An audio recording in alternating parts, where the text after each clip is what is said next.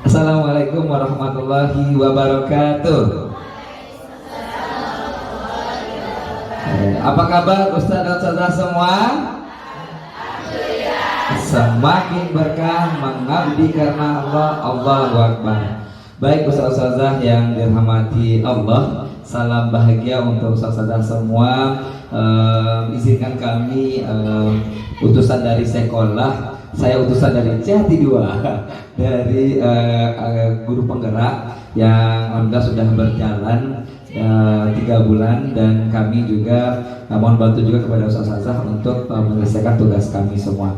Jadi di sini kami mempresentasikan dan mensosialisasikan apa yang telah kami dapat, yang kami pelajari. Baik, alhamdulillahirabbil alamin, assalatu wassalamu ala asrafil anbiya'i wal mursalin wa ala alihi rasulillahi ajma'in.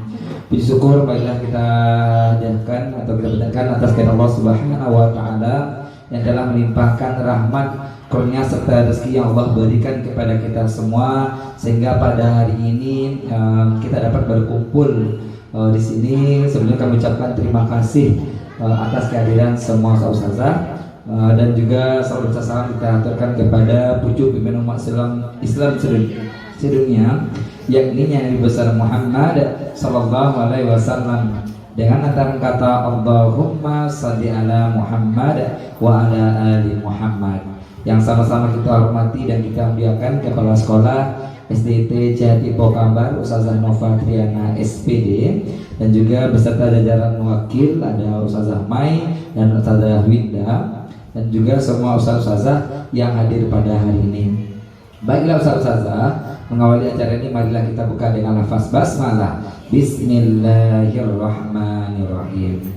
Baik ustazah semua yang kami hormati, sebelum kami mempresentasikan apa yang kami sampaikan nanti, kita minta dulu sambutan atau arahan dari kepala sekolah kepada Ustazah Nova, disilakan.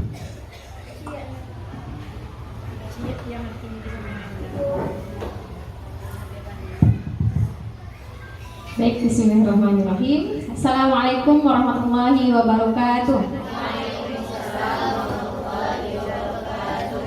Alhamdulillahirrahmanirrahim. Puji syukur kita ucapkan kepada Allah Subhanahu wa taala. Pada siang hari ini kita bisa berkumpul di sini dalam merapatkan bangsa kita. Kemudian salam kita sampaikan kepada suri teladan kita yakni Nabi besar Muhammad sallallahu alaihi wasallam. Allahumma shalli ala Muhammad wa ala Muhammad.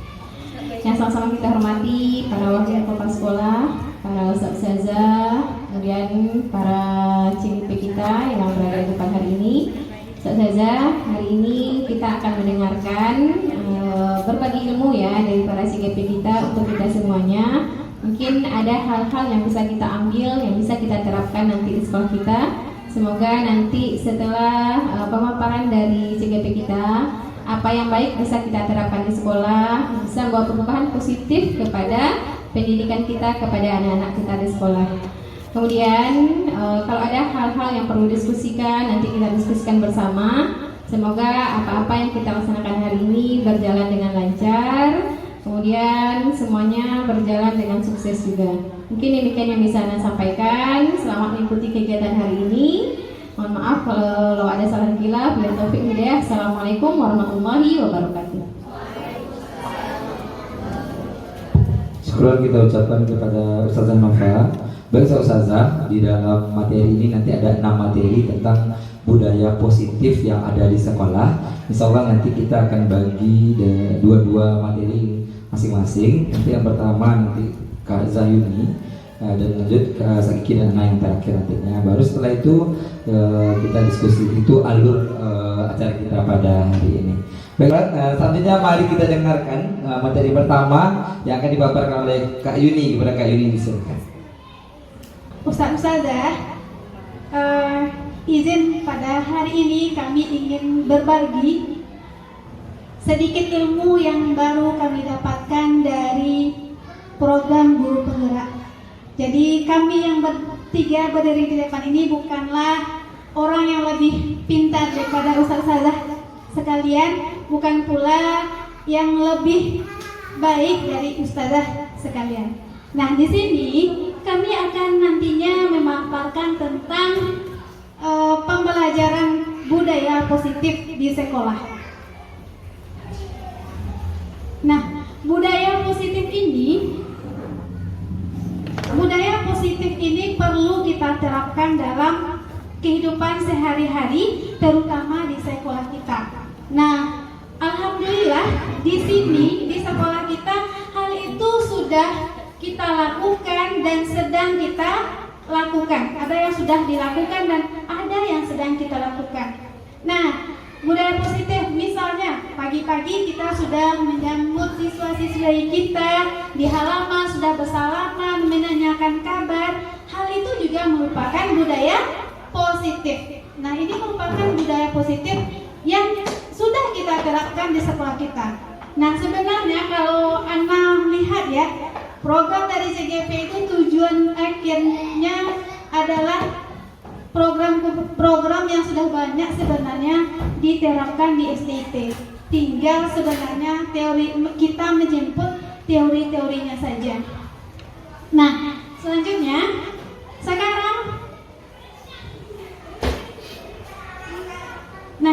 di sini ada perubahan paradigma menuju stimulus respon. Sekarang coba Ustazah kepalkan tangannya. Silahkan dikepalkan tangannya. Satu temannya mengepalkan tangan, yang satu lagi berpasangan ya, yang satu lagi coba dirayu temannya untuk membuka kepalan tangan ini. Coba Ustazah, misalnya dengan Ustaz Rezi. Sekarang ibaratnya Ustazah sedang memegang satu benda yang sangat berharga di tangan kita ini Lalu teman kita merayu kita untuk membukanya. Bisa jadi dengan cara memaksa itu. Ayo silakan. Dengan cara memaksa itu, dengan cara menggelitik bisa jadi. Coba Ustaz. Ya, boleh. Silakan. Bagaimana caranya?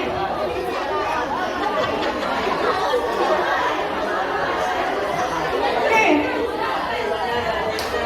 Bagaimana bisa terbuka? Bisa terbuka? Bisa. Nah, Ustazah, siapa yang tak bisa terbuka tangannya? Kepalan tangannya? Dipaksa? Dengan cara dipaksa. Ada yang tidak terbuka kepalan tangannya? Ada yang mau memberikan refleksinya? Tanggapannya? Ustaz Ade? Tidak bisa. Kenapa bisa terbuka? Kebetulan Ustaz Cecen itu memegang sesuatu dan tanyakan itu berharga Ustaz Cecen. Iya berharga kan. Berarti boleh minta katanya kan. Itu dia bilang kayak gini, manusia itu harus bermanfaat untuk semuanya. Yang berharga itu harus diberikan ke orang yang membutuhkan. Oke, akhirnya luluh ya dengan kata-kata yang luar biasa dibujuk, akhirnya luluh juga Ustaz Caca diberikannya. Ada yang tak bisa membuka kepalan tangannya? Zasri?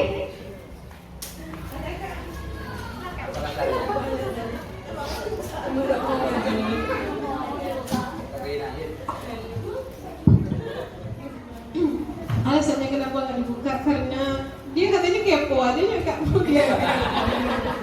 Berarti bujukannya kurang mempan. Kurang mulus. Kenapa Kak harus buka? Kepo, pengen tahu belajar. Kenapa Zasri nggak mau membuka? Ya, jawabannya tidak memuaskan. Oke, baik. Berarti usahanya ya. Nah, Ustazah. Nah, di sini sebenarnya kita sedang belajar. Ya, sedang belajar bahwa teori kontrol. Kita tidak mau membuka kepalan tangan kita. Itu yang mengontrol adalah pikiran kita sendiri. Tidak mau kita buka, ini pikiran kita sendiri. Jadi yang mengendalikan kita itu adalah diri kita sendiri. Jadi budaya positif itu kita tidak mau membukanya karena ini adalah sesuatu yang berharga bagi saya dan saya akan mempertahankannya bagaimanapun caranya itu. Itu kalau Saadi tadi berhasil membuka kepala tangan sejajar karena mungkin rayuannya luar biasa, diberikan hadis, ternyata diberikannya. Jadi bisa jadi kontrol itu berasal dari dalam diri sendiri, ada juga yang internal dan eksternalnya itu. Tergantung apa yang menjadi alasannya. Nah, di sini Ustazah, bisakah kita mengontrol seseorang? Stimulus responnya yang pertama, kita mencoba mengubah agar orang berpandangan sama dengan kita. Bisakah kita mengubah? Bisa? Bisa. Nah, di sini kita teori kontrolnya kita berusaha memahami pandangan orang lain. Jadi mungkin kita pahami pandangan orang lain yang berbeda dengan pemahaman kita. Lalu perilaku buruk dilihat sebagai suatu kesalahan. Belum tentu. Bisa jadi di teori kontrol ini katakan semua perilaku memiliki tujuan. Begitu juga misalnya, kenapa anak ini terlambat, kenapa dia membuat masalah, itu mungkin mencari perhatian atau ada tujuan yang lainnya. Selanjutnya orang lain bisa mengontrol saya. Apakah itu benar? Nah, tadi di teori kontrolnya hanya kitalah yang bisa mengontrol diri kita sendiri. Apakah saya bisa mengontrol orang lain? Jawabannya ada beragam. Ada bisa, ada tidak. Ada bisa, ada tidak itu. Paksaan ada saat bujukan gagal. Paksaan ada pada saat bujukan gagal. Nah, ketika kita gagal, ketika gagal membujuknya kita paksa seperti yang terjadi pada Zadiah dan Rahayu tadi. Sebenarnya kolaborasi dan konsensus menciptakan pilihan-pilihan baru. Jadi pilihannya ada sama Zadiah, apakah mau dipaksa atau tidak melepaskannya. Selanjutnya modal berpikir menang atau kalah. Nah, ini memang suatu kayak semacam perlombaan lagi ya. Apakah ini menang atau menang saja atau kalah saja. Next, Kiki. Ya.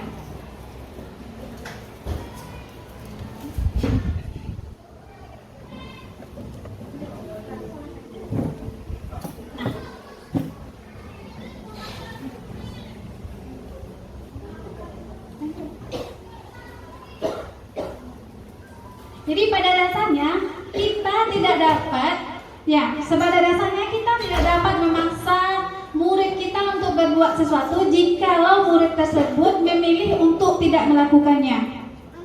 Dan walaupun tampaknya guru sedang mengontrol perilaku murid, hal demikian terjadi karena murid sedang mengizinkan dirinya untuk dikontrol. Saat itu bentuk kontrol guru menjadi kebutuhan dasar yang dipilih oleh murid. Teori kontrol ini menyatakan bahwa semua perilaku memiliki tujuan, bahkan terhadap perilaku yang tidak disukai. Misal, ketika kita memberikan hukuman kepada siswa kita beranggapan bahwasanya kita sedang mengontrol murid tersebut. Ketika dalam keadaan terpaksa, bisa-bisa saja murid itu melaksanakan apa yang kita suruhkan. Ini kan karena sudah terpaksa. Karena sudah terpaksa akhirnya dia lakukan. Selanjutnya, kita ilusi bahwa semua penguatan positif, efektif dan bermanfaat. Penguatan positif atau bujukan adalah bentuk-bentuk kontrol. Segala usaha untuk mempengaruhi murid agar mengulangi suatu perilaku tertentu adalah suatu usaha untuk mengontrol murid tersebut. Dalam jangka waktu tertentu, kemungkinan murid akan menyadari dan mencoba untuk menolak bujukan kita, atau bisa jadi murid tersebut menjadi tergantung pada pendapat sang guru untuk berusaha. Jadi, semacam ketika kita sudah berusaha merayu murid itu akhirnya berhasil, besoknya diulangi lagi, tetapi ada kalanya murid kita tidak mau melakukannya itu. Tidak mau, berarti murid tidak berada dalam kontrol seorang guru. Selanjutnya, ini ilusi bahwa orang dewasa memiliki hak untuk memaksa. Terkadang kita melaksanakan yang kita inginkan dengan cara memaksakan. Pokoknya antum harus selesai gitu kan. Sebenarnya saat itu mungkin murid itu butuh ruang untuk dirinya sendiri gitu. Nah, banyak orang dewasa yang percaya bahwa mereka memiliki tanggung jawab untuk membuat murid berbuat hal-hal tertentu. Apapun yang dilakukan dapat diterima selama ada sebuah kemajuan berdasarkan sebuah pengukuran kinerja. Pada saat itu pula orang dewasa menyadari bahwa berlaku memaksa tidak akan efektif untuk jangka panjang dan sebuah hubungan permusuhan akan terbentuk. Jadi lama-kelama kalau kita dipaksa akhirnya akan ketika mendapat tekanan akhirnya akan meledak gitu, nggak mau lagi melaksanakan. Nah, ini kita lanjutkan dengan kata makna kata disiplin. Ketika kita mendengar kata disiplin, budaya positif selanjutnya adalah disiplin. Kira-kira ketika ustazah mendengarkan kata disiplin, apa yang termunculkan? Apa? Datang tepat waktu. Apa lagi? Sesuai aturan. Patuh. Apa lagi ustazah? Rapi. Nah, di sini kita lihat ketika kita mendengar kata disiplin, yang terbayang dalam otak kita, di kepala kita adalah yang seperti ustazah sebutkan tadi. Tertib, teratur, kepatuhan pada peraturan. Nah, disiplin ini juga kerap dihubungkan dengan hukuman. Jadi sering ya, kalau terlambat berarti ini. Misalkan ya kita sajalah, kalau terlambat seperti ini. Kalau anak terlambat, nanti disuruh lagi 1 juz ini mengajinya. Jadi ketika kita katakan kita harus disiplin, datang tepat waktu, yang terbayang nanti ketika tidak bisa melaksanakan disiplin itu, maka yang terpikir adalah hukuman. Sehingga kata disiplin ini sering dikaitkan dengan ketidaknyamanan atau keterpaksaan. Mungkin awal-awalnya seperti itu. Lanjut Ustaz, kita lihat slide berikutnya. Nah, di sini Bapak Pendidikan kita, Ki Hajar Dewantara menyatakan bahwa di mana ada kemerdekaan, disitulah harus ada disiplin yang kuat. Sungguh pun disiplin itu bersifat self-disiplin, yaitu kita sendiri yang mewajibkan kita dengan sekeras-kerasnya. Tetapi itu sama saja, sebab jikalau kita tidak cakap melakukan self-disiplin, wajiblah penguasa lain mendisiplinkan diri kita. Dan peraturan demikian itulah harus ada dalam suasana yang merdeka. Jadi ketika kita tidak mau mendisiplinkan diri kita, ada orang lain yang akan mendisiplinkan kita. Itu maksud dari Bapak Ki Hajar Dewantara. Nah, untuk menghindari ketidaknyamanan ini, ada beberapa tingkat perilaku manusia itu kan.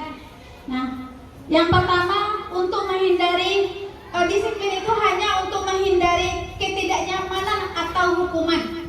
Ya, jadi udahlah datang tepat waktu nanti supaya tidak ada potongan, mungkin tidak ada ikop, itu ketidaknyamanan gitu kan. Supaya cari aman aja lah gitu. Cari aman, cari celah, ya udah datang tepat waktu. Nah, model seperti ini adalah selemah-lemahnya selemah-lemahnya tindakan atau perilaku dari dalam diri sendiri. Berarti belum tersadar dengan kata disiplin dari diri sendiri. Ya Ustaz. Selanjutnya, untuk mendapatkan imbalan. Nah, misalkan datang tepat waktu untuk mendapatkan imbalan atau hadiah atau reward. Mungkin ini berlaku kepada anak-anak kita. Saya di seperti itu. Berlaku pada siswa kita agar dapat bintang mungkin gitu kan. Ini motivasi yang mungkin sudah agak tergerak daripada yang pertama tadi, motivasi disiplinnya. Lanjut, ini juga bersifat internal eksternal ya. Nah, selanjutnya untuk menjadi orang yang mereka inginkan dan menghargai diri sendiri dengan nilai-nilai yang mereka percaya, orang dengan motivasi ini akan bertanya seperti apa saya melakukannya. Ini adalah motivasi yang tergerak dalam diri sendiri. Nah, tujuan disiplinnya itu memang adalah dia menghargai dirinya dan menghargai murid-muridnya. Jadi memang itu timbul dari dalam diri sendiri. Tidak ada pengaruh eksternalnya, tidak hadiah, tidak pujian, tidak juga hukuman.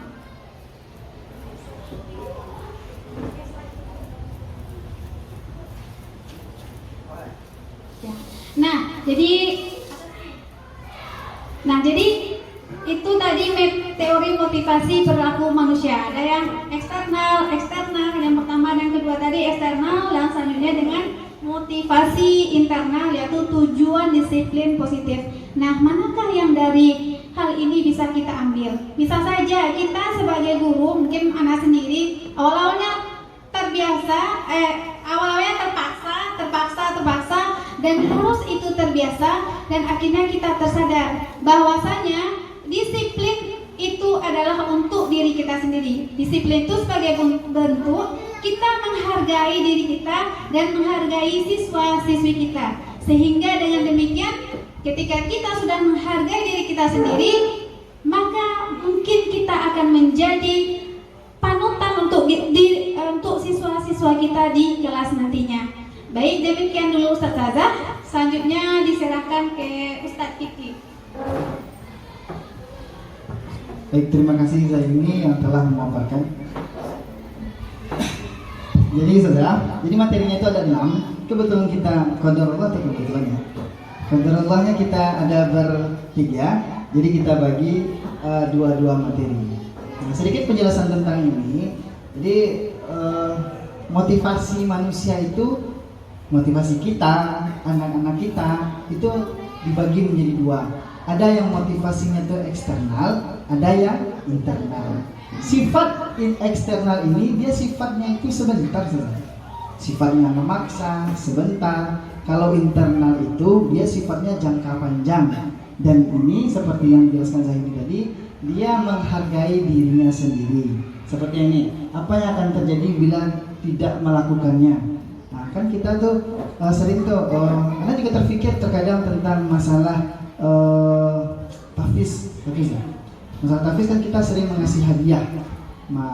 Kadang kan kita ngasih hadiah bagi anak yang cepat. Itu salah satu termasuk motivasi eksternal, di mana anak itu akan termotivasi untuk menghafal Al-Quran karena hadiah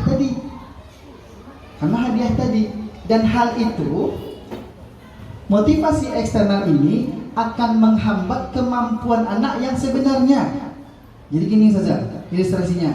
Dalam satu kelompok tahfiz, ada satu anak nih, dia sudah bisa menghafal misalkan dalam satu minggu itu 1 halaman atau 2 halaman. Teman-temannya yang lain itu lemah, akhirnya dia dapat hadiah.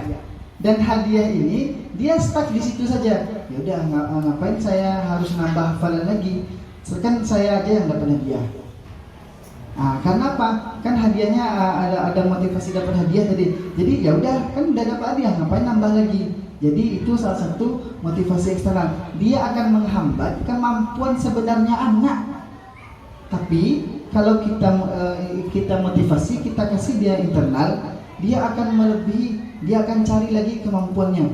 Sampai 2 halaman, kalau bisa 3 halaman, kalau bisa 4 halaman.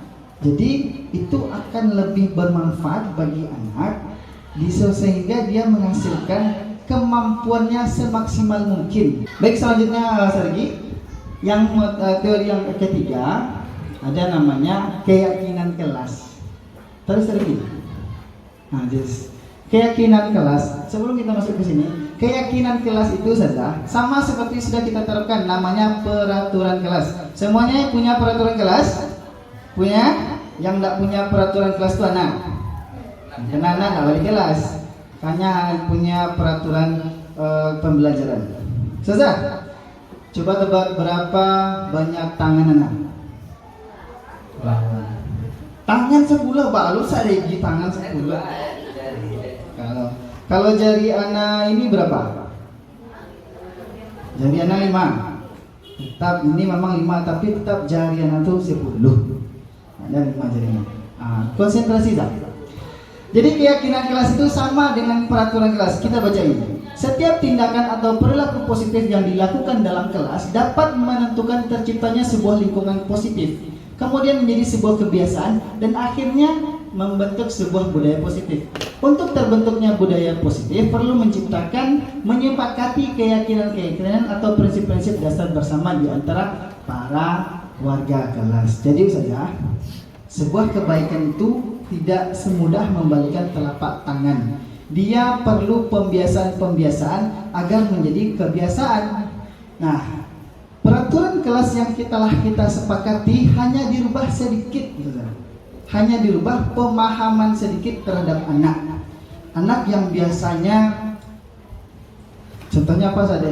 Contoh peraturan kelas saja apa?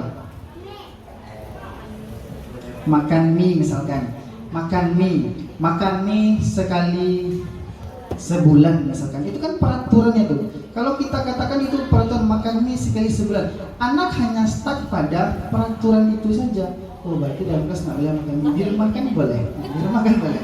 Nah jadi kita rubah ke sini ke dalam keyakinan. Anak tadi tidak mengenal itu peraturan tapi mengenal keyakinan yang dia kenal. Kira-kira kalau makan mie itu untuk apa tujuannya? Untuk menjaga kesehatan diri kita, berarti untuk menyayangi diri kita. Berarti stimulus yang kita timbulkan kepada anak itu mempunyai keyakinan sayang terhadap dirinya. Jadi ketika anak itu makan mie, dia teringat sayang terhadap dirinya, bukan lagi teringat akan peraturan tadi. Nah, jadi dia sayang terhadap dirinya. Lanjut lagi. Kira-kira dari dua model ini saja, mana peraturan, mana yang keyakinan? Kiri atau kanan? Ini peraturan, ini keyakinan.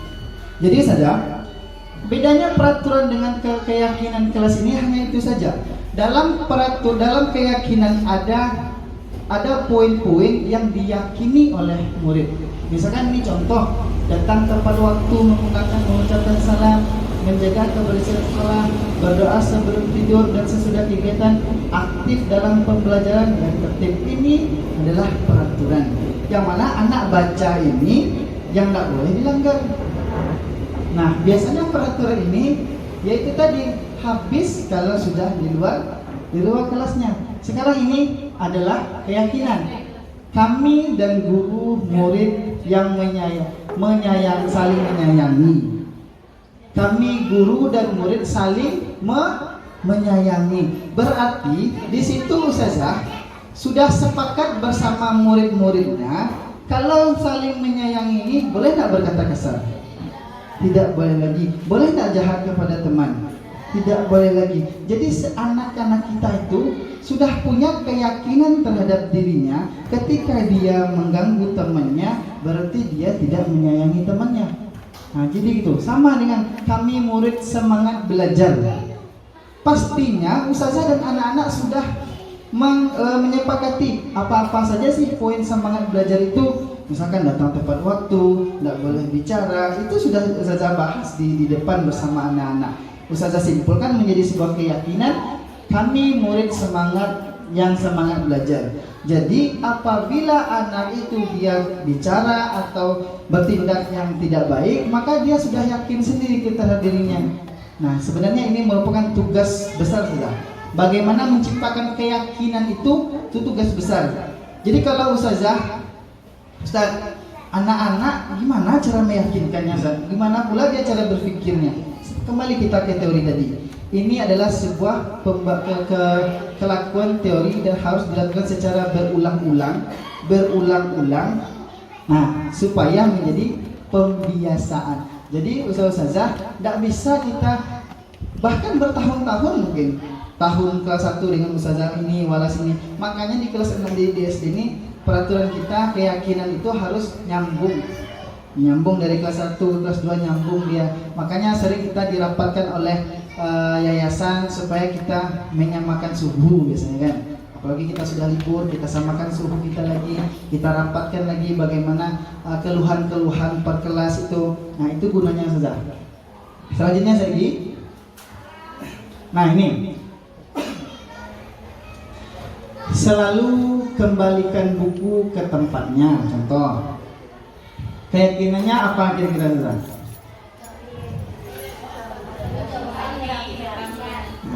Dilarang mengganggu orang lain. Berarti yang orang lain pintar saja. Awak dulu panjang kok. Tepuk tangan ke atas. Baik, saya Ibu tukang sorak. Mengalah di pasar caranya. Selanjutnya hadir di sekolah 15 menit sebelum pembelajaran. Menghargai waktu. Dilarang melakukan kekerasan. Saling menyayangi, dilarang menggunakan narkoba. Sayangilah diri kita, boleh bergantian atau menunggu giliran. Boleh gunakan helm, masker. Terus jangan berlari di kelas atau koridor. Coba tahu Jadi sudah di sini keyakinan di sini tidak mesti pula ustazah yakini oh ini yang benar, tidak. Bagaimana ustazah meyakini dan menyepakati dengan anak-anak saja.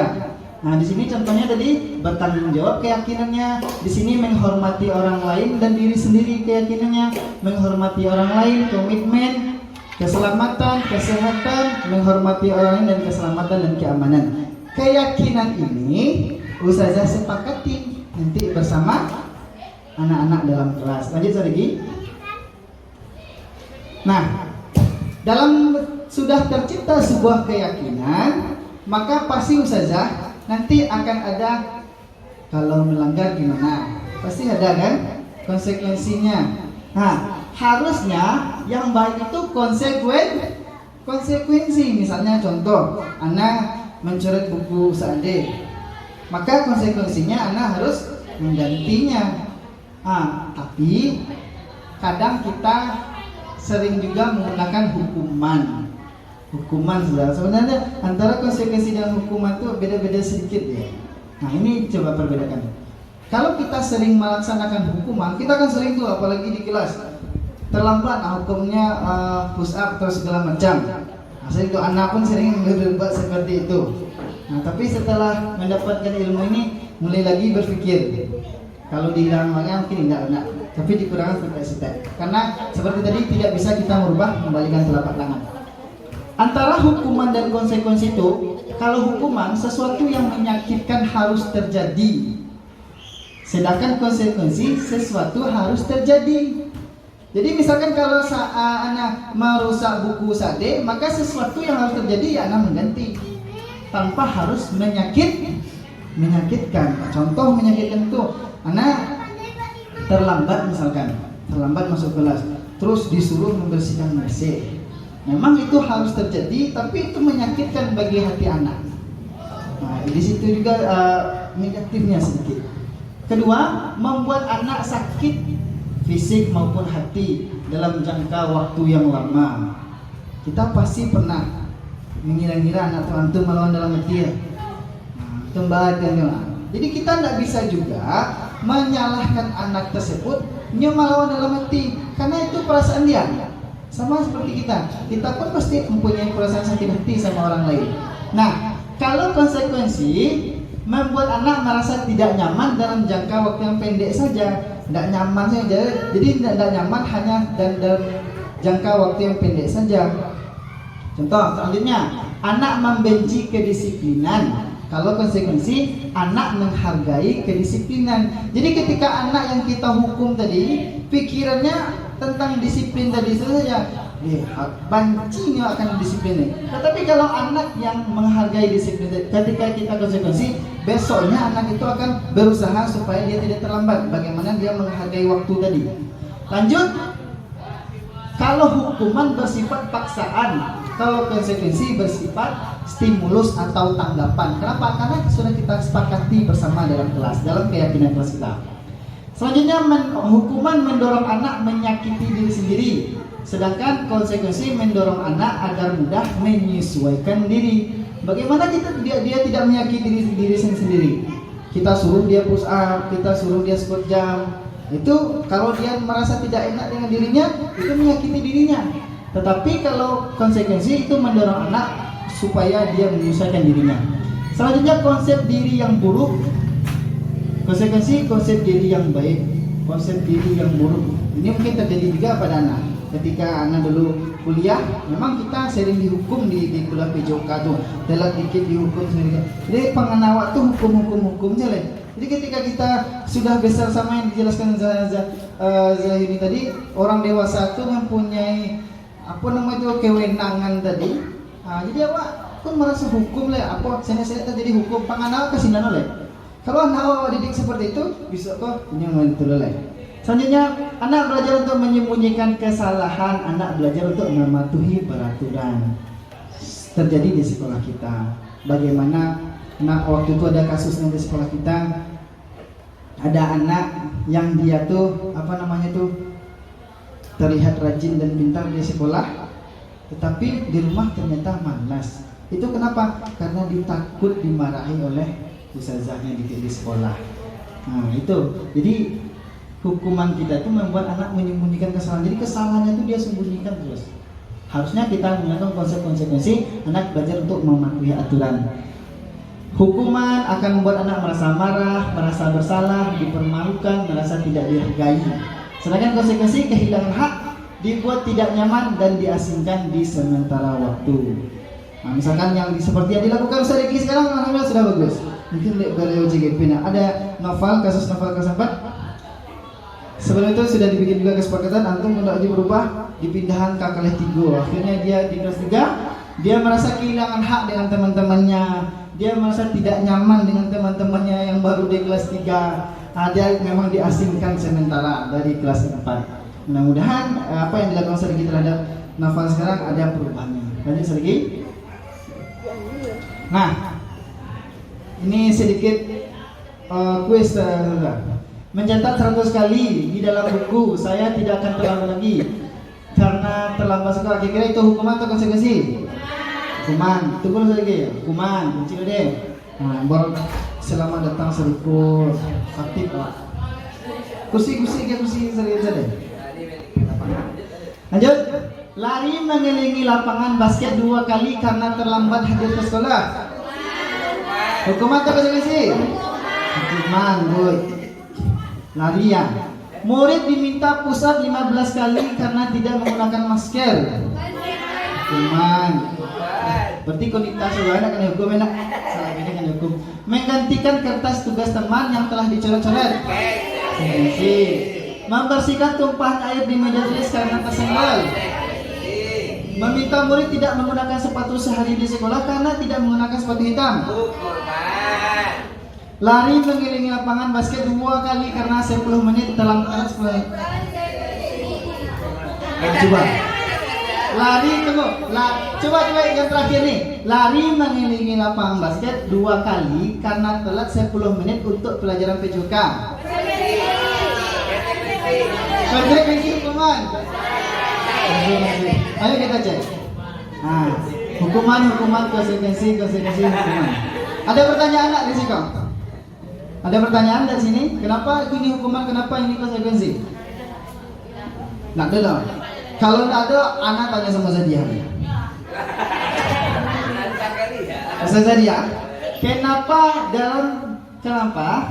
lari mengelilingi lapangan 2 kali basket ini disebut hukuman? Sedangkan ini juga fisiknya, lari juga. Kenapa ini hukuman? Kenapa ini konsekuensi?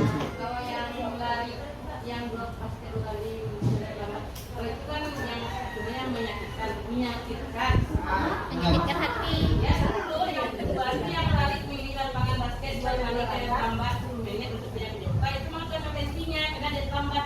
Kalau biasanya kalau pelajaran PJOK itu Menyenangkan. nanti malam lari. Tepat sekali jawaban. Kalau anak jawaban di kota salah, dia benar, lengkap benarnya dengan alasannya juga. Jadi benar saja. Kenapa yang sebenarnya hukuman itu berbentuk fisik, dan waktu takana pas hari itu juga. Misalkan nih kita nampak anak tidak pakai sendal atau anak buang sampah sembarangan, nampak dawa langsung takana. Antum besar 5 kali atau enggak, antum bersih kan hanya takana waktu itu juga, dan dia juga bersifat fisik. Itu identik dengan hukuman. Ini juga berbentuk fisik. Kenapa ini disebut dengan konsekuensi? Yang pertama, karena sudah ada kesepakatan atau keyakinan dengan guru PJOK. Nah, yang kedua, dalam pembelajaran PJOK memang untuk yang pertama 10 menit pertama itu orang lari dulu, pemanasan dulu. Dia ada pemanasan, otomatis kita kasih pemanasan mandiri. Maka ini disebut dengan konsekuensi, saudara. Jadi itu saja. Lanjut lagi. Nah, jadi timbul pertanyaannya, bagaimana cara-cara kita membuat keyakinan kelas. Di sini anak sangat berharap kita tidak lagi menggunakan peraturan tapi keyakinan di sini. Kenapa? Karena ini insya Allah lebih mendidik anak kita. Biasanya kan, ini lagi warna olas. Biasanya kan ustazah menentukan tuh. Sekarang tidak, kalau bisa jangan ustazah. Kita Indonesia itu demokrasi, jadi harus demokrasi juga. Pertama, membuka ruang diskusi dengan warga kelas kita. Dengan anak-anak kita tuh kita buka diskusinya. Kita mulai dengan peraturannya dulu. Peraturannya dulu kita mulai.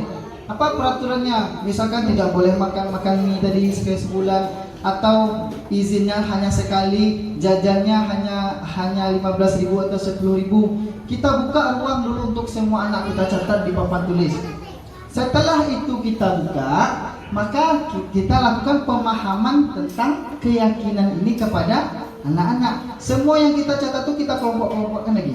Yang mana ini keyakinan ini, yang ini keyakinan ini keyakinan ini. Dan kita kasih pemahaman kepada anak. Ini soleh-soleha, ini poinnya, ini keyakinannya.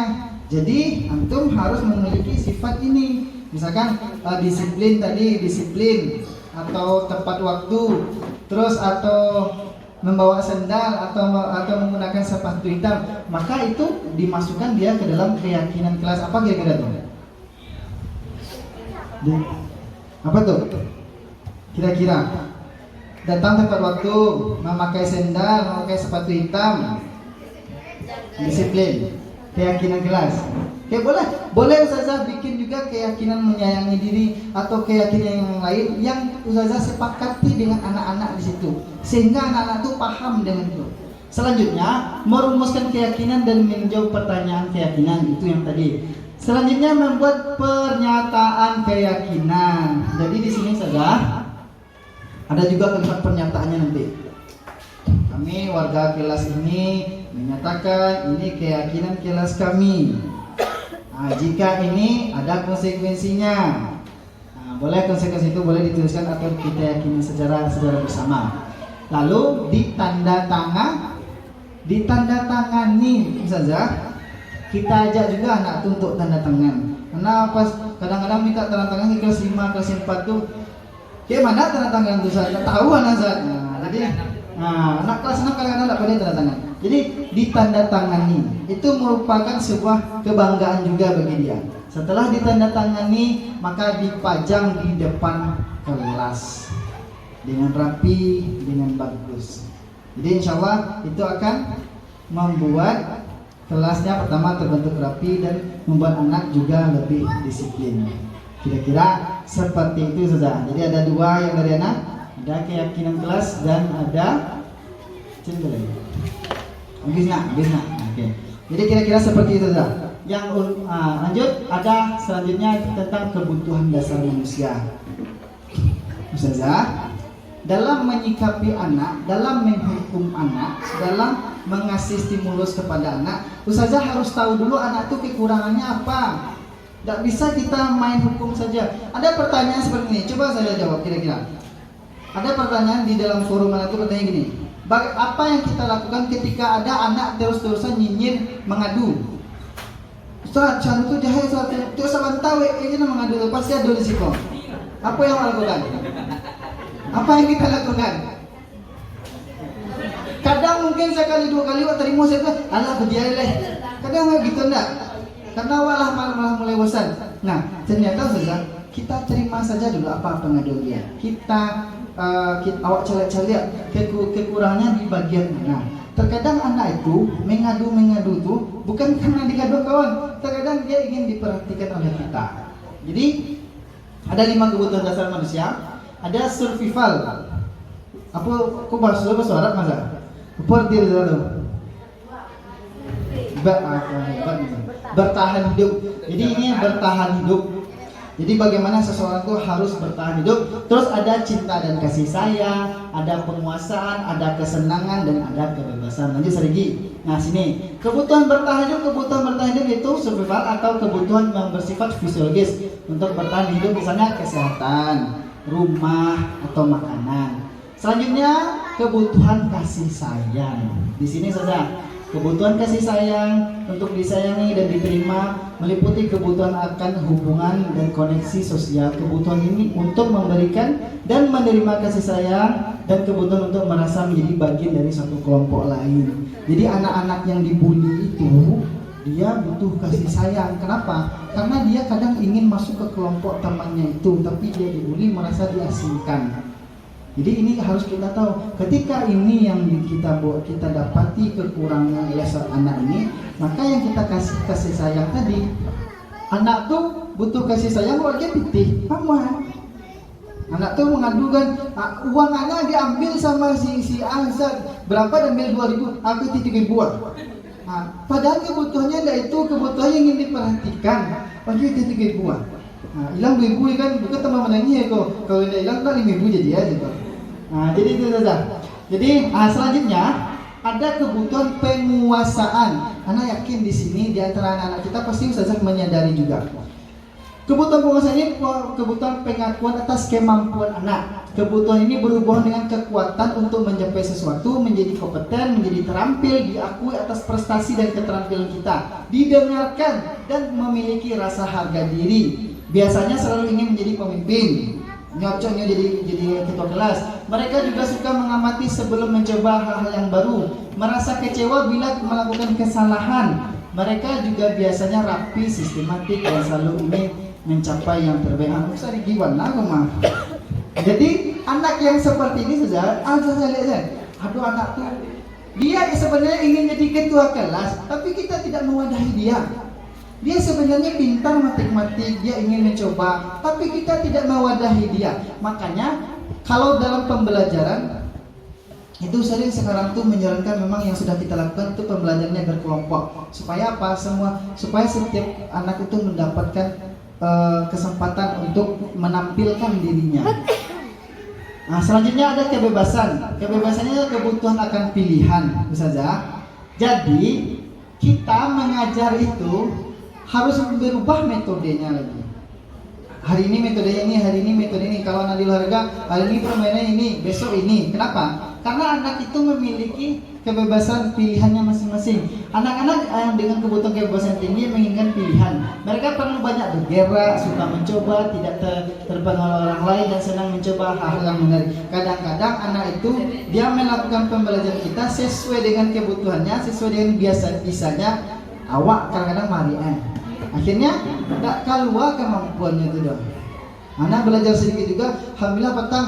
Siapa namanya yang ngacak lompat-lompat, si Malik, si anaknya Ustazah, si Giva, lompat kalau dia satu nala U2SN lain. Kira mana si Giva nak? Mana si Giva? Satu nala U2SN lain. Karena dia melompat senang panas dia Ustazah. Disuruhnya latihan. Nah, dua suruh latihan dia tiba di luar. Antum tak belajar doh. Latihan Ustaz. Latihan jadi awalnya latihan deh. Dia latihannya dari pagi sampai sore itu latihan aja. Karena dia memang pilihan belajarnya itu. Lanjut terakhir itu tentang kesenangan. Kebutuhan untuk merasa senang. Kebutuhan akan kesenangan adalah kebutuhan untuk mencari kesenangan, bermain dan tertawa. Mereka suka permainan, suka mengkoleksi barang, udah. Suka bergurau, suka melucu, dan juga menggemaskan. Bahkan saat mereka bertingkah laku buruk pun mereka masih terlihat lucu saja. Jadi ini anaknya yang memang suka dengan kesenangan. Kayak si Makmur anaknya Ustazah. Si Makmur tuh orangnya memang kayak gitu. Baca gue dawak lain. Itu loh yang harus buat penuh. Kau ufak motu ada tu awak lagi aja. Weh ini galak awak lagi aja. Jadi gitu saja. Baik, lanjut lagi. Sekitar lain. Coba saja, coba dijawabnya. Ibu guru bilang, aku tidak boleh bersenandung sewaktu mengerjakan tugas. Katanya kelas harus tenang, tidak ada suara. Padahal aku suka dengan menyanyi. Ini kebutuhan apa saja? Kesenangan dia. Anakku suka menyanyi, awak aja tadi. Boleh kita stop dia, tapi kasih juga dia wadah penyanyi. Masukkan ke audio lo menyanyi. Song. Ayo. Boleh Ustaz Jasad, untung tenang dulu ya, nanti kita kasih wadah menyanyi ya. Boleh tuh, suruh dia nyanyi dari ya. Ibu guru tidak pernah menyapaku hari ini, padahal aku pakai jepit. Kok pakai jepit? Ya pakai jepit rambut baru. Nah, itu kebutuhan apa tuh? Perhatian. Jadi ada kan anak kita yang seperti itu. Ada kalau ada hal-hal baru tadi, saja, menjelat payah kita buta di bawah kan awak anak aja nih. Akhirnya itu dengan baju baru kan?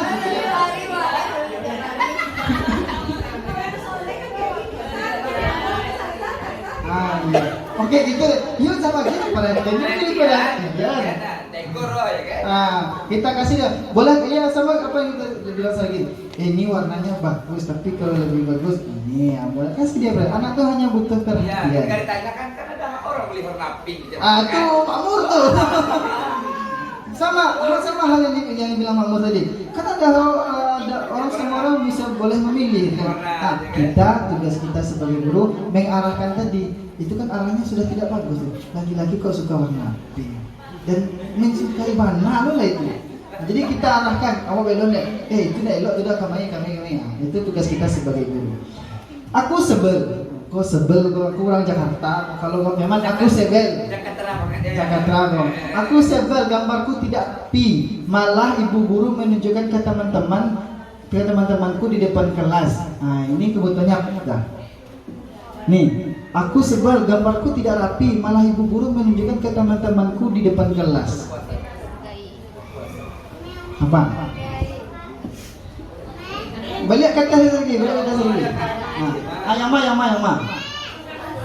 Yang mah. Kebebasan. Nah, ini adalah penguasaan. Kenapa dia penguasaan?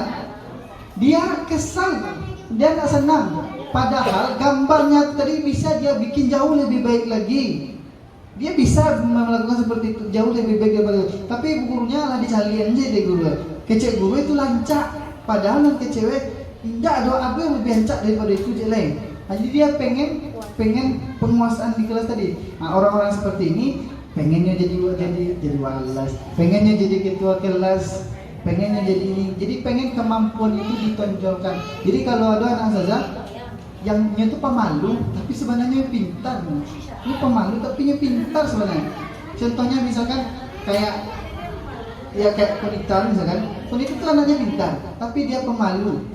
Kita belum tentu mana tahu sebenarnya dia punya kemampuan untuk dirinya, tapi awak nak masuk sama semua contohnya Ustaz Regi kan. Ustaz Regi itu pintar ternyata dalam menulis, hanya saja dia malas. Ketika dipaksa oleh asal juara 3, juara 3 Ustaz Regi kan 70 peluang. Langsung disumbangkan kepada anak-anak supaya main-main ke Padang. Jadi itu sebenarnya contoh itu tadi. Sebenarnya kata Ustaz Regi, ya awak nak pandai menulis kedua. Padahal sebenarnya bisa tapi dipaksa. Nah, dalam hati hebat saudara kan? Nah, kayak gitu saja. Ini yang disebut dengan penguasaan tadi. Selanjutnya akan diteruskan materi 2 lagi tentang 5 posisi kontrol dan segitiga restitusi. Ini bagus sekali materinya. Kira-kira Ustazah berada di posisi mana? Apakah orangnya yang selalu menghukum?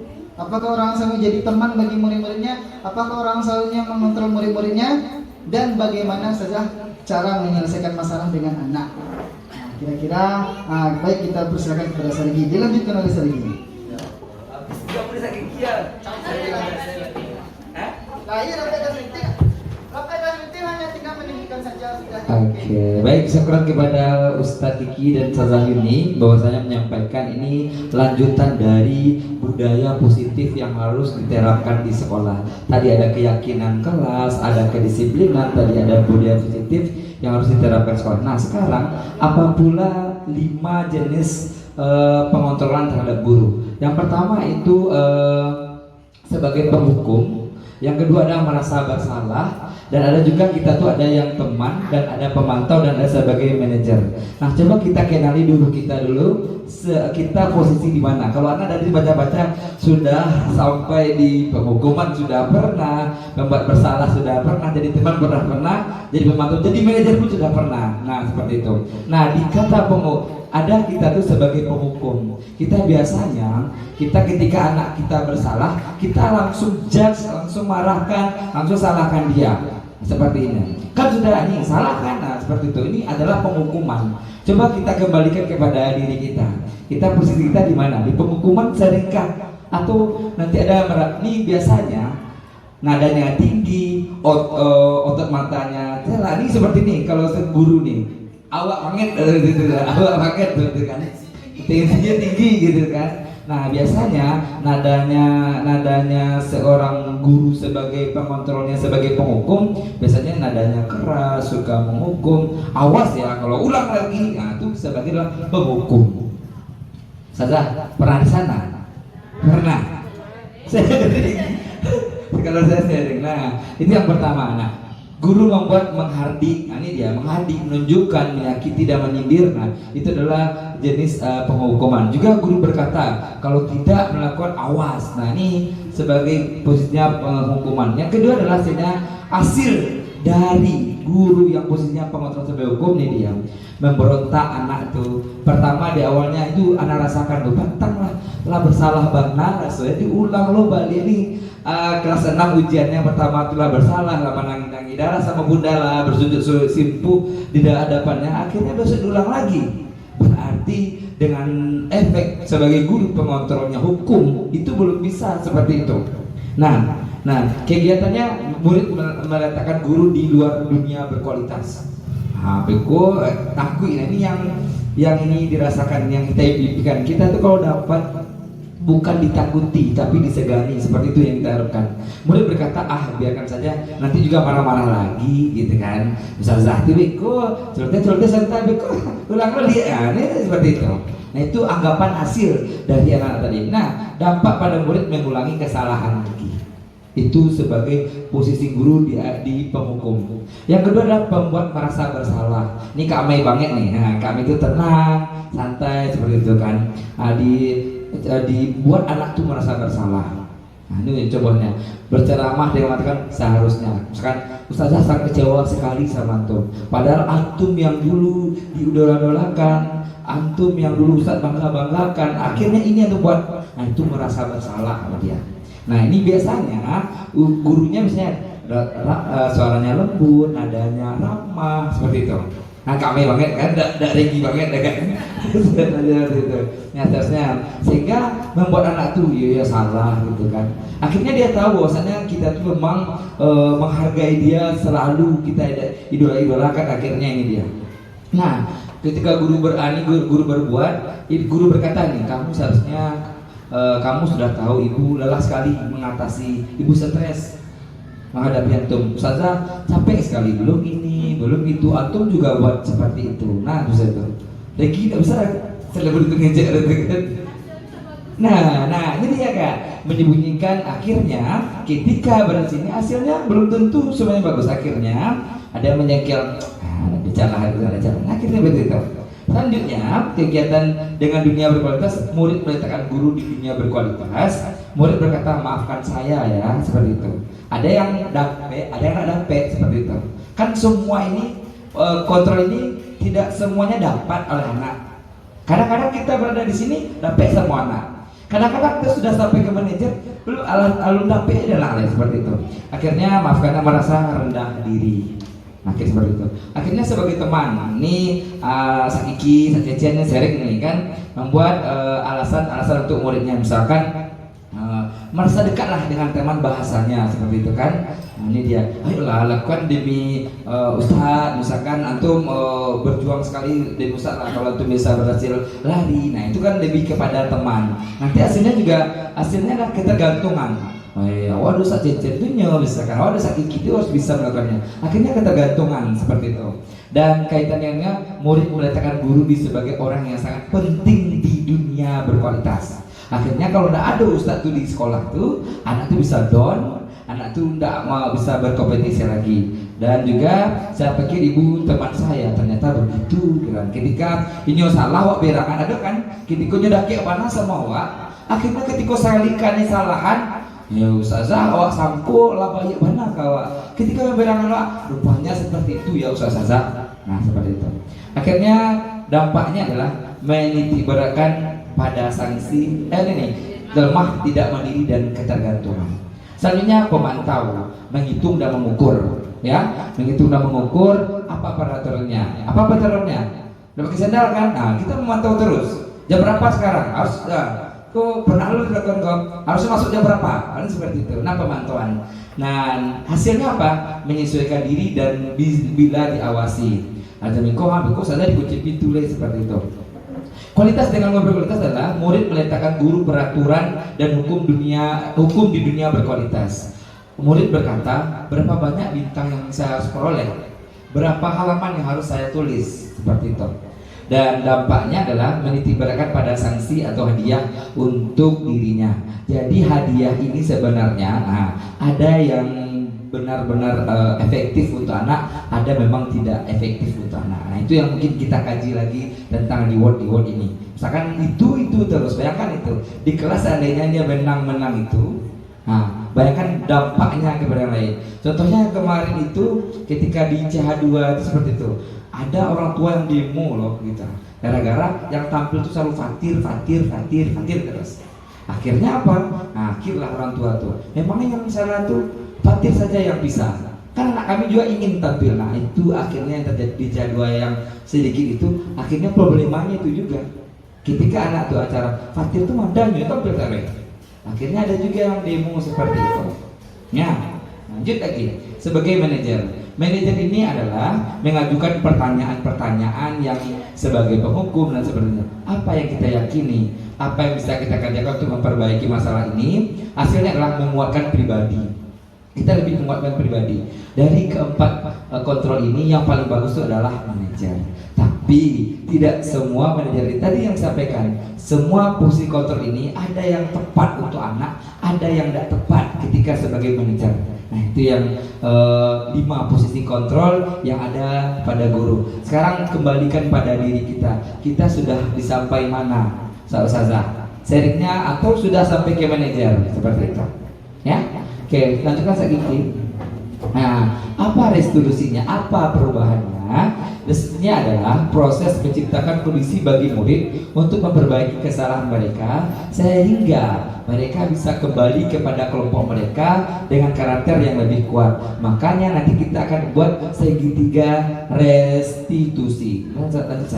Nah ini yang 9 ciri-ciri restitusi adalah perubahan, bukan untuk menebus kesalahan, namun untuk belajar dari kesalahan, memperbaiki hubungan, tawaran bukan paksaan. Restitusi menuntun untuk melihat ke dalam diri.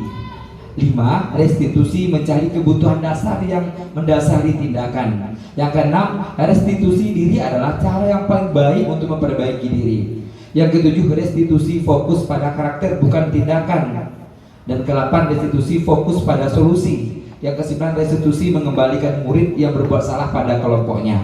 Nah dari 9 pengontrolan tadi, seandainya ada anak kita bermasalah, maka kita akan melakukan namanya segitiga restitusi. Yang pertama kita tanyakan, ada contoh kasusnya terlambat, maka kita akan tanyakan, apakah pernah Ustazah menanyakan alasan? Contohnya terlambat dulu. Kenapa sering terlambat terus? Akhirnya misalkan seperti ini, adik karena bangun terus, terlambat terus, akhirnya Anda juga terlambat. Nah itu dulu. Lalu kita nanti akan tanyakan efek dari ini apa, seperti itu. Nah baru kita akan masuk kepada solusinya. Coba lanjut lagi. Nah ini dia. Ini segitiga restitusi. Kamu telah punya alasan mengapa, apa tadi yang tanya alasan. Tanya apakah cara lebih efektif untuk mendapatkan apa yang kamu butuhkan. Contohnya ada yang kemarin itu yang minta paksa uang adik seperti itu kan. Kita tanya, rupanya ini tidak ada uang lanjut. Nah, kita benarkan seperti kita anggap kita tuh berada dia. Ustazah, iya kalau lah palo nggak tahu lo Ustazah kamu kan saya tidak dulu pitih itu Ustazah nggak tahu lo mengadop. Paling Ustazah melakukan itu, tapi tindakan seperti ini tidak benar. Kan ada ustazah di sini, ada ustaz di sini. Saya tidak ada uang kan bisa berbicara dengan baik. Nah itu kita akan masukkan kepada anak itu. Ya, ini tidak benar langsung. Nah kita kasih anak itu kepercayaan dulu. Nah seperti itu. Itu menanyakan keyakinan. Nilai apa yang telah kita sepakati. Nah dari kesalahan ini, kira-kira pelajaran apa nanti yang diambil oleh anak-anak tersebut ketika dia bermasalah. Nah, dan jangan sampai anak-anak ustazah menghakimi anak-anak itu di depan umum. Tidak, jangan sampai. Coba bertanya diskusi seperti itu. Jangan menggunakan segitiga restitusi. Atau kita tanya bagaimana refleksinya setelah mendengarkan materi. Kita butuh dari ustaz atau satu ustaz atau ustazah refleksi dari setelah mendengarkan materi yang telah kami sampaikan tadi. Kita butuh ustazah bagaimana refleksinya dari pemaparan ini, apa yang dapat ustazah itu ya, merefleksikan kepada diri. Baik ustazah, kita bilang ada ustazah Rini, ustazah Rini. Nah, tadi ya lo tadi ini gitu orang lo kira aja mendengarkan tadi ya, kalau dari ini.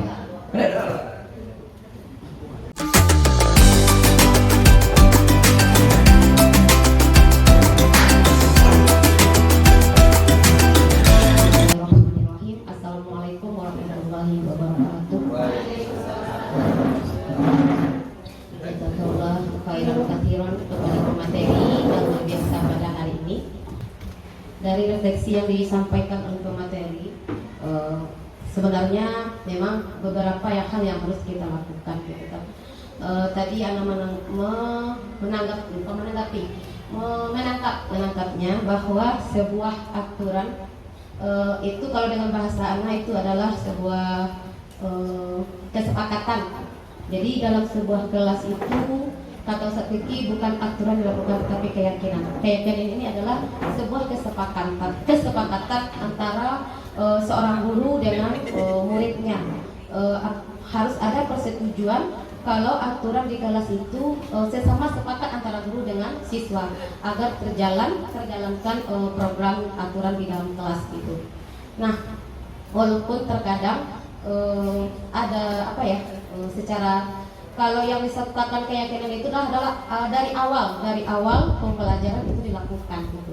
Dan ada konsekuensi yang harus dijalankan oleh anak. Intinya adalah jika memberikan sebuah aturan yang telah disepakati, sebelumnya kita gambarkan dulu apa pemahaman, memberikan pemahaman kepada anak. Ketika ini yang kita lakukan, efeknya ke anak apa gitu. Kenapa Ustazah berikan aturan ini? Jadi dijelaskan kenapa aturan ini berlaku dalam kelas gitu. Jika tidak setuju, ada nggak aturan yang anak memberikan anak nyantum gitu. Jadi itu intinya sebenarnya. Namun terkadang dalam proses pembelajaran ini anak lakukan di saat dan studi. Dan studi itu kan hanya dalam saat pembelajaran. Saat pembelajaran dari awal sudah dikatakan, namun tetap yang namanya anak-anak itu tentu saja ada yang melanggar satu dan duanya. Terkadang saat awal pembelajaran itu kalau misalnya bintang ya Ustaz, apakah anak salah tidak itu gimana? Anak sering kalau udah malas ngomong misalnya kan menertibkan anak dalam awal pembelajaran. Anak tuh biasanya kalau ada bintang di kelas, anak beri bintang terbanyak kelompok yang tertertib. Jadi mereka aja yang ngatur teman-temannya. Kemudian di bawahnya anak beri ikut bintang yang kurang dan terbanyak juga, melebihi dari bintang yang poin yang bintang yang positifnya, negatifnya lebih banyak daripada itu. Sehingga anak memang tertib saat pembelajaran awal. Pembelajaran awal itu memang harus, kalau anak pribadi memang harus ditertibkan dulu supaya anak itu paham dengan penjelasan yang kita berikan. Nanti kalau proses pembelajaran akhir-akhirnya ada anaknya jenuh, itu motivasi kita tergantung kita memberikan metode. Namun metode inilah kelemahan dari kita masing-masing termasuk anak pribadi. Tapi tadi bilang ada metode gitu kan. Nah, metode itu entah kenapa mempraktekannya begitu membutuhkan waktu sebenarnya gitu kan. Kadang-kadang otak senior gitu kan. Jadi banyakkan metode yang kita pakai itu adalah lisan, sehingga tidak semua anak yang memahami. Tapi kita sendiri sebenarnya menangis. Ngertiin aku, gitu kan. Jadi seperti itu. Jadi barakallah kepada pemateri hari ini, membuka sepak bola kita pada hari ini, bagaimana menerapkan aturan itu sesuai dengan keyakinan. Jadi memberikan pemahaman sesuai per item aturan yang kita berikan. Yang kedua, kita mengganti strategi dan metode dalam pembelajaran agar anak-anak benar-benar menyenangkan dalam pembelajarannya. Mungkin itu saja Ustaz. Sekarang kita jawabkan kepada hari ini. Ada tambahan Ustaz Gigi. Itu hari ini masalah bintang ini alhamdulillah sudah kita bahas juga dalam grup. Ternyata masalah bintang itu tidak masalah. Apalagi kelas rendah itu masalah, itu tidak akan berefek karena dan bintang itu nanti akan juga itu kan sebenarnya motivasi eksternal itu, tapi tidak apa-apa dilakukan karena itu kan sudah menjadi kesepakatan kita, kan kita udah sepakati dulu. Tapi kalau tiba-tiba bintang kurang langsung, itu ya salah. Tapi kan kita sudah kesepakati kalau yang meribu nanti bintangnya kurang, itu tidak apa-apa. Berarti lebih jelas di awal masalah. Baik, ada lagi yang merefleksi diri setelah kami memaparkan. Ada yang merefleksikan diri bagi dirinya atau ada yang baru atau bagaimana? Saya mau merefleksikan dirinya. Apa saya Zadia? Bismillahirrahmanirrahim. Nah, barakallah ya, kita ucapkan kepada materi yang sangat menampilkan materi yang luar biasa, sehingga sambil pas tadi menjelaskan tadi terngiang-ngiang terbayang-bayang di pikiran anak. Nah, tahu udah dari selama anak mengajar di ini terbayang selama anak mengajar dari tahun 2017 sampai tahun 2004. Nah, jadi awalnya dari awal-awal mungkin karena semakin berkembangnya teknologi, terus kalau yang yang anak tangkap dari materi itu sebenarnya udah mencakup ke lingkungan kita sebenarnya. Kalau apalagi dari awal-awal. Tadi kata Zani kan kita hanya berpikir positif. Bagaimana kita menghadirkan rasa positif di hati kita dan anak-anak kita. Itu udah bayangkan bagaimana pagi-pagi itu sapa anak-anak tuh. Kemudian ditanya ada sholat subuh tuh belum? Nampak anak tuh rambut wajahnya nampak tuh. Yang nggak sholat subuh langsung nampak wajahnya kan. Nah, terus kemudian tadi yang disiplin itu juga. Kalau anak kan lebih fokus ke ini tadi sama Ustaz Eki sama Ustaz Egi, bagaimana cara menjadikan yang lebih fokus ke resolusi tadi Ustaz. Bagaimana cara mengajar, yang orang lebih fokus ke cara mengajar. Tadi ada kan 5, ada yang sebagai penghukum, manajer, pemantau, yang sebagai teman. Insya Allah anak pernah menerapkannya. Kalau teman juga. Kalau yang berteman tuh yang anak rasakan anak tuh jadi agak ngelunjak Ustaz. Kalau yang berteman enggak, jadi anak tuh agak semena-mena sama kita. Kalau yang pas kita marah, anak juga takut sama kita. Terus kalau manajer memang bagus juga, tapi terkadang anak-anak tuh dia belum paham. Jadi kita harus mengkondisikan situasi tergantung dengan kondisi anak-anak dan kondisi kita juga. Kadang kita nggak bisa marah. Ustazah ini dia marah, tapi wajahnya nggak serius, nggak marah aja. Nanti ketawa marah. Jadi seperti itu. Mungkin itu yang dapat refleksikan. Syukran Kak Sazah. Kepada ini ada menambahkan. Ya, tentang posisi kontrol tadi. Sebenarnya kalau kita yang paling bagusnya itu adalah posisi kontrolnya manajer. Jadi kita seorang guru berada di posisi manajer itu, kalau manajer itu kan melalui dari yang dibawa sudah menguasai. Jadi bisa saja kita berada di posisi kontrol seorang manajer ketika kita sudah memahami mulai dari posisi penghukum, teman, merasa bersalah. Kalau sudah berada di posisi posisi manajer itu kita rasanya sudah bisa menyeimbangi dan mengontrol emosi kita gitu kan, sudah bisa melihat situasi anak gitu. Jadi kalau berada dalam satu masalah, Zadia ya, satu kasus pada anak, Zadia bisa saja memakai dua posisi misalnya, satu posisi kontrol dan satu lagi posisi satu pemantau, bisa satu lagi posisi manajer. Bisa di dalam satu kasus bisa kita meletakkan diri kita pada dua posisi itu. Oke, demikian. Baik, Ustazah, syukron atas waktunya hari ini. Tepuk tangan untuk semua Ustazah dulu, luar biasa hari ini mau menanyakan materi dan berbagi ilmu juga.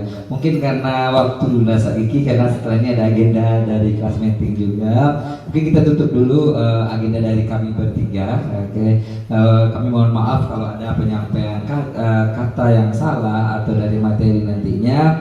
Kami mohon maaf. Wabillahi taufiq wal hidayah. Assalamualaikum warahmatullahi wabarakatuh.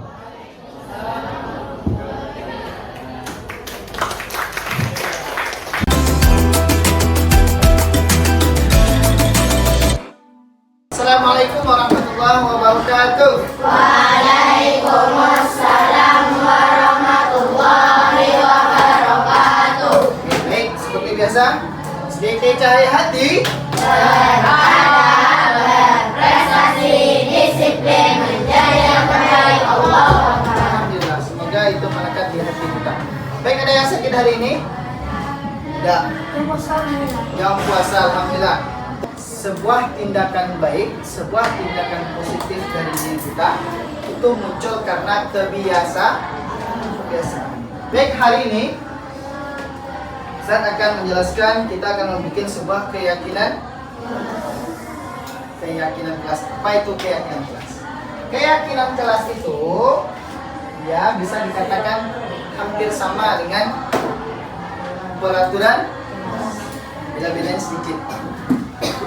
Kalau peraturan itu kita tulis, biasanya peraturan itu dari gurunya juga kan, dari guru juga, guru yang bikin, nanti antum yang menyetujui. Kalau keadaan kelas ini tidak. Dan peraturan itu tertulis, antum baca, antum lihat, antum jalani. Dia hanya melekat di dinding ini saja. Tapi kalau keyakinan itu sudah melekat di dalam hati kita. Itu kalau keyakinan. Nah, dari itu hari ini kita akan bikin sebuah kesepakatan menuju sebuah keyakinan. Jadi kita harus meyakini dalam hati kita, bukan hanya sekedar peraturan lagi. Nah, keyakinan kelas ini dibikin dengan sebuah kalimat-kalimat positif. Apa itu kalimat positif? Tanya, ada yang bisa? Kira-kira ini positif atau negatif kalimatnya? Tidak boleh membuang sampah. Positif atau negatif? Itu merupakan sebuah kalimat negatif. Karena tidak itu melarang orang secara keras, tidak. Gunakan kalimat positif. Apa kalimat positifnya? Jagalah kebersihan. Atau buanglah sampah pada tempatnya. Baik, bisa punya keynote, silahkan antum curahkan apa yang antum mau peraturannya, keyakinannya di kelas ini, dan kita sepakati bersama. 1, kita coba tanggung 2, 3, 4. Tulisnya di sini ya, jangan dibaliknya, nanti menempelnya susah. 1, 2, 3.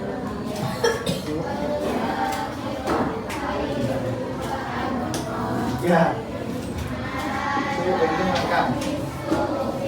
Ya.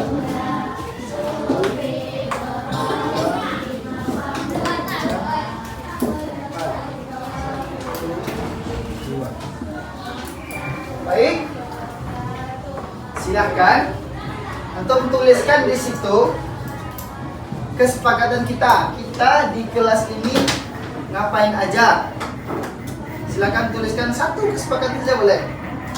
silakan bikin apa-apa. Misalkan tadi saya contohkan tidak boleh. Atau harus membawa sampah pada depannya juga boleh. Silakan lagi. Atau antum bikin diizinkan makan di kelas sebentar, boleh. Silakan bikin. Apa yang antum mau? Silakan dibikin. Atau diizinkan izin ke keluar kelasnya 2 kali atau 1 kali boleh. Atau misalkan bikin mau keluar harus izin dulu.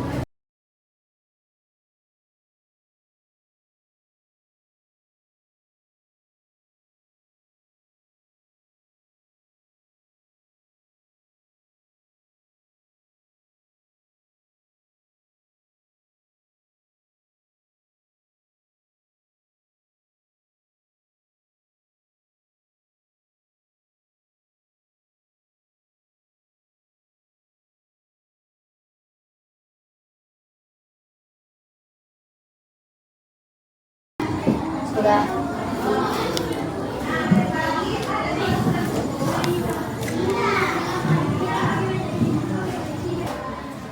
Sini.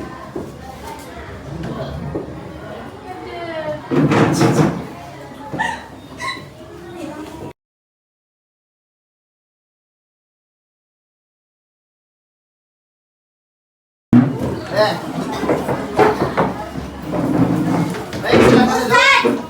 Giliran enggak ada. Nah, daerah tukang cahaya. Ya, teman-teman. Sudah.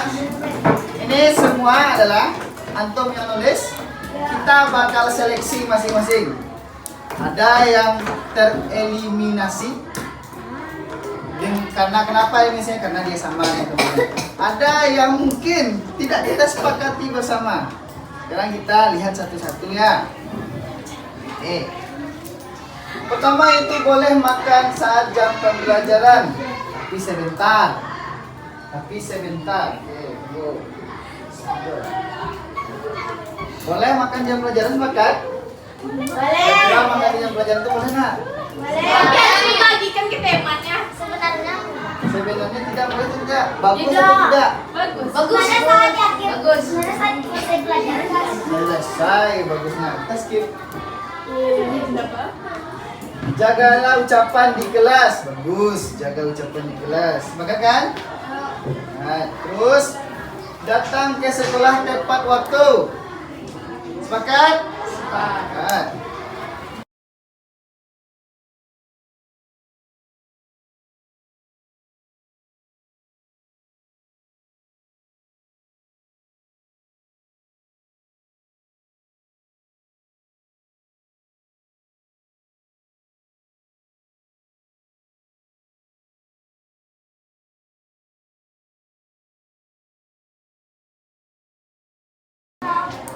Makan es 1 kali dalam seminggu itu berhubungan dengan kesehatan ki. Kalau seandainya antum 3 kali makan seminggu, nanti antum sakit. Nah, itu adalah kesehatan. Silakan bikin kesehatan. Selanjutnya, janganlah mencontek saat ujian. Itu apa nama itu? Kejujuran. Silakan bikin kejujuran. Mau ke kelas harus memakai sandal. Oke, sama dengan masuk dia ke disiplin. Nah, di sini dari semua ini kita sudah dapat rangkuman keyakinannya. Kita ganti ini dia.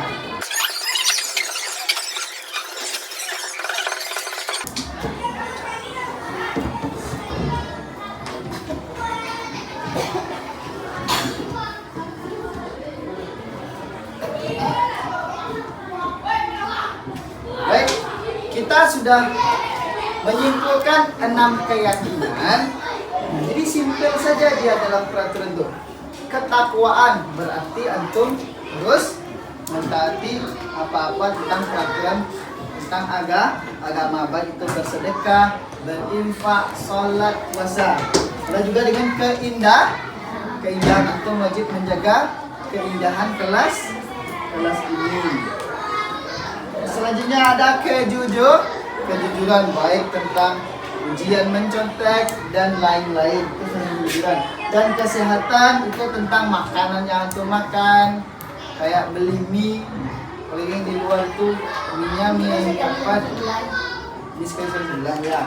Disiplin, bagaimana antum datang ke sekolah tepat waktu, tugas-tugasnya juga tepat waktu diberikan, dan saling menghormati.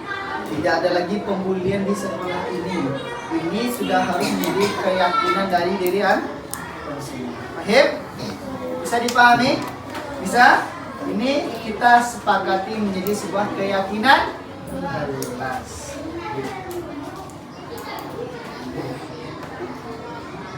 Nah, selanjutnya ada namanya penandatanganan keyakinan. Ini kita setujui sama bersama, kita sepakati bersama, lalu kita tanda tangani secara bersama. Oke, siap-siap tantangannya. Siap-siapkan tanda tangan yang mau disentuh.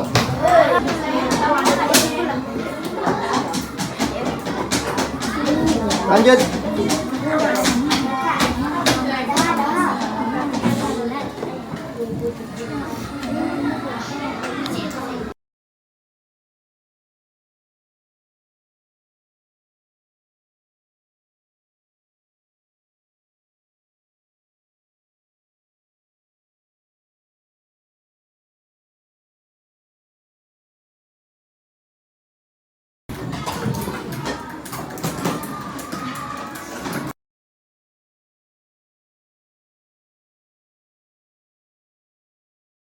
Senang. Senang. Senang. Senang. Bisa menambah keyakinan. Bisa mengeluarkan pendapat. Menambahkan keyakinan dan kebaikan kepada diri kita. Terciptanya lingkungan positif.